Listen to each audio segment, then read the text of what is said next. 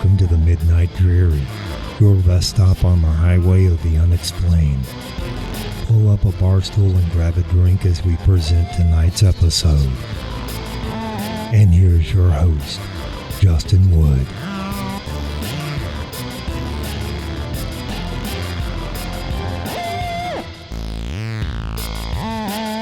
Thank you guys for that wonderful introduction. I am your host, Justin Wood, and you are at the rest stop on the highway of the unexplained. Yes, thank you guys for coming back to the Midnight Dreary. I have a reading for you tonight, but you guys may have noticed I did not drop a podcast last week. I was out of town on vacation, and actually at the most magical place on earth, Disney World. And if you guys have never been during October, highly recommend. Having all the Halloween festivities out was phenomenal. I always gravitate to my two favorite rides, Haunted Mansion and Tower of Terror. I think they are both still thrilling as can be. Tower of Terror for sure. Haunted Mansion is still the lovely haunted house that it is. If you're looking for a thrill ride, it may not be it, but man, it's still a classic. I hadn't been in about 10 years down there, so all the new rides that they have, Star Wars Rise of the Resistance, the Guardians of the Galaxy coaster over at Epcot, are phenomenal. So I can't suggest it enough. If the opportunity presents itself, go down there. Weather was wonderful. Everything being decorated for Halloween was so much fun, and I think you guys would love it if you like Disney and you like Halloween as much as I do. With that being said, guys, I'm going to break down what we're going to do tonight. I have one more reading from my book, Needless Nightmares, I want to do. But next week, a sneak peek, I'm going to work on watching a couple of horror movies this week. Most I've already seen, but I am going to establish a list of my 5 favorite horror villains. And I think that's something I'd like to hear from you. So if you have anything you want to submit, TheMidnightDreary at yahoo.com, please shout out who your favorite horror villain is from the movies. And I looked back at this list. Man, there's so many great ones. Going back to the 80s where you had the slasher movies up to recently. And I'm curious what you guys think. And I'm honestly curious how I'm going to place them. I think I have 3 that I know will make this cut. But as I watch and revisit some of these films, I may make adjustments. So 5 horror movie villains, the top 5 scariest, creepiest, most maniacal. I will work on that for next podcast. This week, I am digging back into my book, Needless Nightmares. This is a story that is actually found in several books. I rewrote it, but the basis is the same. I remember reading this for the first time as a kid, and it scared the hell out of me. I can't remember how old I was, but it's called the Tailypo, and it is a creepy story set up in the mountains.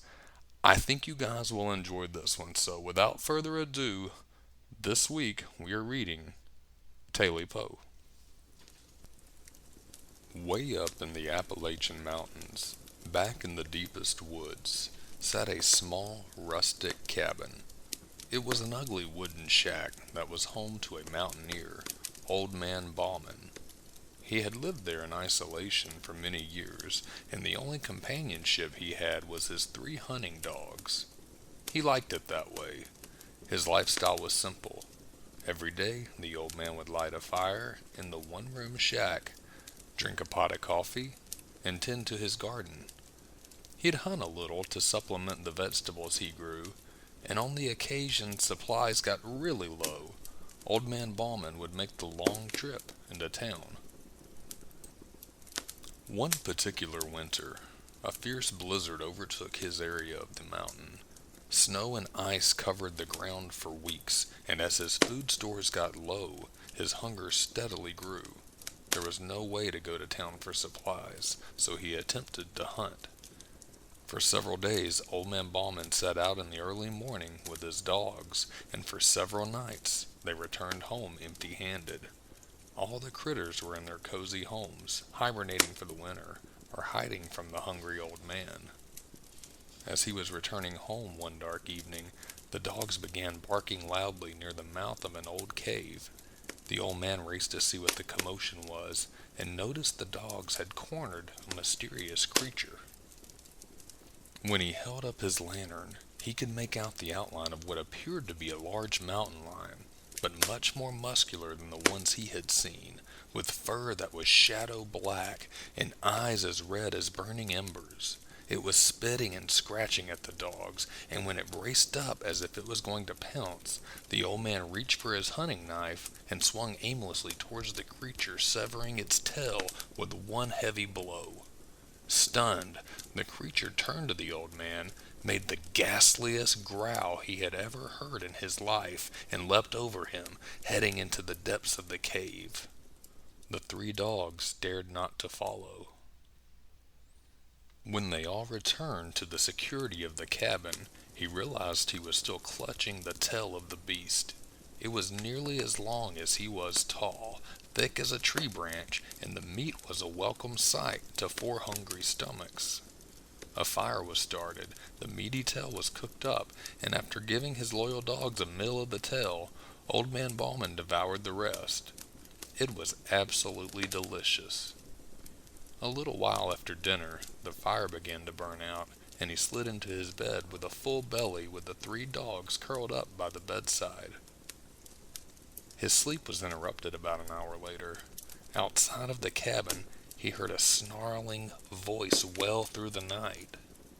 "Tailypo, Tailypo, give me back my Tailypo. You have got it, this I know. Give me back my Tailypo." A chill ran up his spine, and he let the 3 dogs out of the door to chase the source of the noise. About an hour later, only 2 of the dogs returned to the cabin.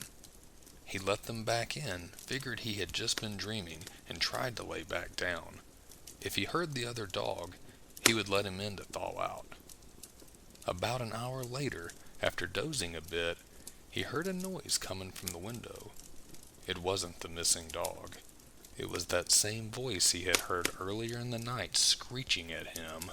"Tailypo, Tailypo, give me back my Tailypo. You have got it, this I know. Give me back my Tailypo." The old man wrapped himself in his blanket, hurried to the door, and let the 2 dogs out to chase after the creature. He stood by the door for a while until he heard a barking outside. Only 1 of the dogs came back this time. The man knew he would have trouble sleeping. He pulled a rocking chair in front of the fireplace and threw in a few logs. With the last remaining dog at his feet, he tried to doze in his chair.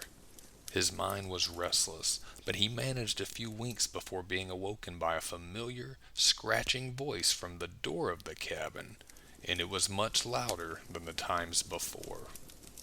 "Tailypo, Tailypo, give me back my Tailypo. You have got it, this I know. Give me back my Tailypo." Pure terror chilled his bones. Walking slowly towards the cabin door, he tried to encourage the last hunting dog outside to chase the creature. His faithful companion, shaking himself, slowly edged his way out into the cold night, and the old man closed the door behind him. Pacing about the cabin as the fire slowly dimmed, he was hopeful he would hear a bark, but one never came. Sunrise was in 2 hours. He slid into the bed, rifle by his side, and pulled the covers above his face. Suddenly, the door burst open, the cold wind blowing inside, and the creature hopped on top of Old Man Ballman. He felt the hot breath, the strength pinning him down, and he heard those horrifying words scratching in his ear.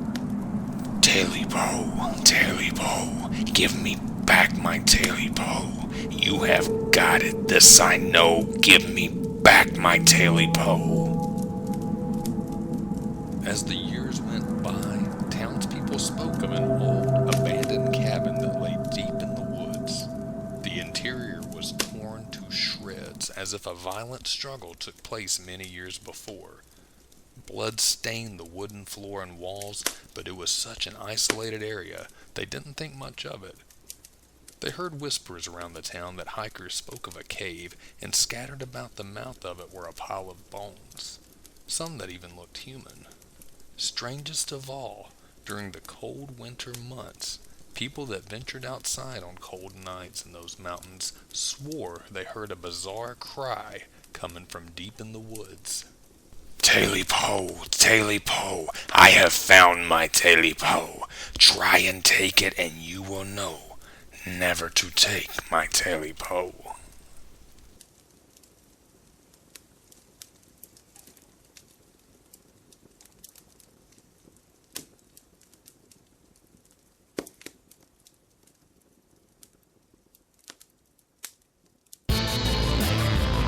Thanks for stopping by the Midnight Dreary. We'll be open again next week to serve up more drinks and more mysteries. Safe travels until then.